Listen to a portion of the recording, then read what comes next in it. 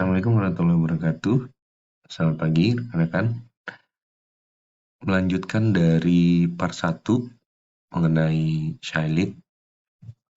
Kami sebelumnya sudah menyampaikan dari adanya profil Sai Profile, kemudian contoh dengan hasil penelusuran yang didapatkan, dan juga berkaitan sama organization yang ada di dalam Shailit.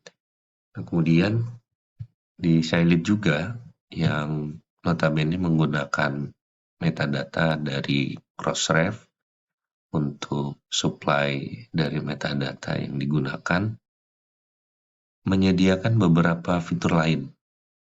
Dan untuk sekarang kita coba kemas di sources, kemudian nanti juga bisa kita gunakan untuk kebutuhan di publisher. Untuk sources, di sini rekan-rekan bisa melihat menarik ya, karena ketika kita klik sources-nya, total di sini ada 117.000. Kemudian dari sini ada filteringnya dengan berdasarkan beragam database dengan masing-masing indeksasi yang didapatkan. Ini misalnya Scopus, DOAJ, SCII, kemudian ini kan Web of Science ini ya, kemudian PMC, PubMed, Medline, dan lain sebagainya. Dan dari sini juga kita bisa menelusur di masing-masing bagian. Ambil contoh misalnya kita coba testing di sini. Jurnal yang saya kelola ya.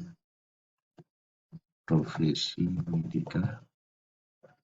Kemudian kita klik highlight di sini. Nah, ini filteringnya muncul deh. Kalau jurnal ini sudah terindeks di DOAJ, kemudian ini merupakan open access jurnal, kemudian di sini nanti bisa kita eksplorasi ya. Dan terlihat di sini juga ada average site-nya, kemudian di sini indeks yang didapatkan, dan disinilah yang nanti bisa kita eksplorasi lebih lanjut. Kemudian untuk yang 173 ini merupakan hasil-hasil yang diterbitkan ya. Kemudian ini profilingnya. Ini profiling dari jurnal Profesi Medika. Di sini ada rekapitulasi citation analysisnya, kemudian metrik jurnalnya, kemudian di sini ada keterangan seluruh citasi yang didapatkan, dan ini rata-ratanya lengkap ya. Untuk layanan gratis seperti ini patut diapresiasi nih. Dan dari sini juga rekan-rekan bisa melihat ini dari satu profilingnya, database coverage-nya, DOAJ, kemudian all time journal artikel, nih nanti bisa kita klik ya. Kemudian di sini rekan-rekan bisa melihat publication analysis-nya di 2021 ada kenaikan, 2020 35, 2022 28, 2023 30, cukup stabil ya. Namun di sini pasti kita harus telusur lagi karena ini berdasarkan deposit yang didapatkan di Crossref dengan menggunakan doi pastinya. Kemudian di sini ini open access publication-nya. Jadi kalau ini 35, ini 35 berarti match ya. Semuanya memang menggunakan open access. Lalu top country-nya didominasi sama Indonesia pastinya, dan di sini ada Turki, kemudian ada United Kingdom, ada Jerman, ada Greece, kemudian Jepang, dan lain sebagainya ini. Ini kalau Jepang mungkin nanti bisa kita cek kembali. Lalu ini subjeknya didominasi sama integrate and complementary medicine, kemudian peripheral vascular disease, anestesiologi, dan lain sebagainya. Dan ini bentuk kolaborasinya dan ini latest publication-nya. Ini kalaupun kita klik ke website-nya nanti akan mengarah ke website official dari Jurnal Profesi Medika ya. Ini rekan-rekan bisa melihat, dan dari sini juga kita bisa lihat satu-satu, misalnya ini acid folic, dan dari sini bisa kita download juga PDF-nya. Di sini abstraknya juga bisa kita dapatkan nih. Jadi sangat menarik yang dieksplorasi sama Sailit ini. Kemudian tadi kita klik bagian publication yang 173, ini hasilnya. Ada banyak pastinya, dan kita bisa lihat masing-masing. Waktu terbitnya, apakah ini konsisten, kemudian apakah ada beberapa yang memang bermasalah, dan lain sebagainya ya. Kalian bisa melihat, ini Juni, ini Desember, dan tadi sempat juga kita klik berdasarkan country, contoh seperti ini. Ini untuk country-nya dengan menggunakan metadata bisa juga di-gap dan melihat diversitas ya dari setiap yang diterbitkan di dalam jurnal. Nah, contohnya adalah seperti ini.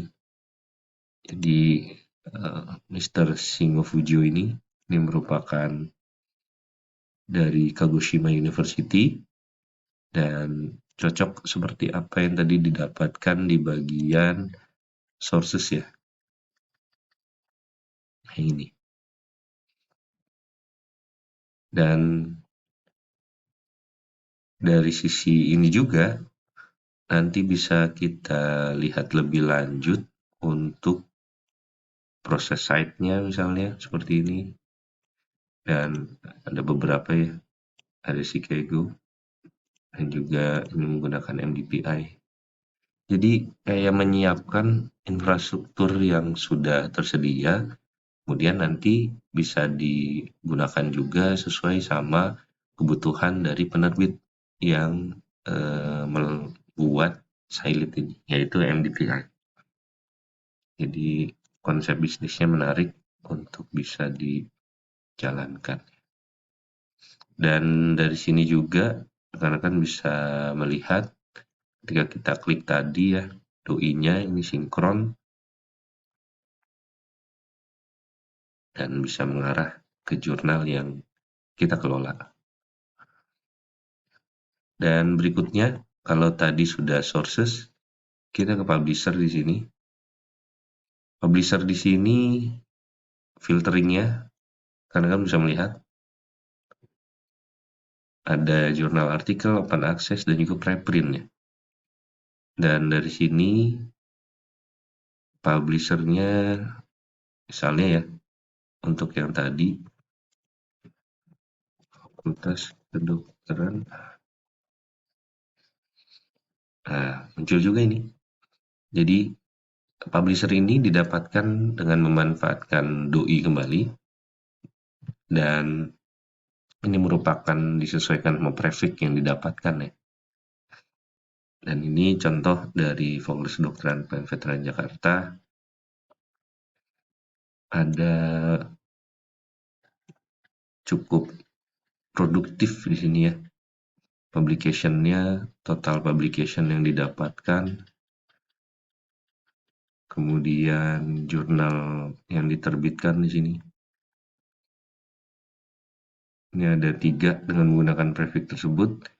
Ini dari farmasi, ini dari Abdimas Segara. Namun sepertinya mendominasi Indonesia ini karena kayaknya dominan ya, diambil dari 3 publikasi ini. Jadi tidak serta-merta hanya dari profesi medika tadi ya. Dan ini juga bisa kita lihat beberapa bagian lain seperti publikasi-publikasi yang dihasilkan. Kemudian dari sini juga kita bisa mendapatkan satu rekapitulasi dari publisher yang didapatkan. Namun di sini agak jauh ya embargonya. Citation in 2023-2024 baru segini saja, dan apakah bisa diklik? Sepertinya nggak bisa ya. Jadi masih menunggu bentuk rekapitulasinya, karena terakhir di 2023, sedangkan sekarang sudah Februari ya. Idealnya kan bisa dilakukan penambahan sesuai sama update yang didapatkan. Baik, kemudian dari sini juga kita bisa melihat yang monthly-nya. Nah, ini rekan-rekan bisa melihat.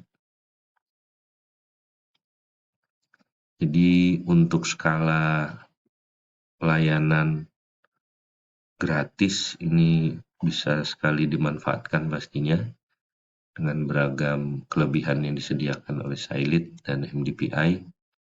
Dan pastikan kembali rekan-rekan dari pustakawan bisa memahami kondisi-kondisi dari update yang ada di database e-resource, sehingga nanti rekan-rekan bisa banyak ya menyampaikan, melakukan sosialisasi, edukasi kepada pemustakanya, supaya bisa melihat seberapa besar pemanfaatan yang didapatkan di dalam setiap penerbit, kemudian setiap jurnal, kemudian nanti bisa melihat juga gambaran apakah penggunaan dari jurnal ini bisa dimanfaatkan untuk literatur ketika membangun penelitian. Di kondisi-kondisi seperti itu yang nantinya bisa kita hadir selaku pustakawan, terutama mungkin pustakawan perguruan tinggi, agar nanti bisa melihat perkembangan dan juga memberikan masukan yang berarti bagi pengembangan keilmuan yang ada di instansi masing-masing. Demikian yang bisa kami sampaikan. Kurang lebihnya mohon maaf. Jangan lupa untuk subscribe, like, dan juga share materi ini supaya kedepannya kita bisa memberikan informasi yang lebih bermanfaat. Demikian, Assalamualaikum warahmatullahi wabarakatuh.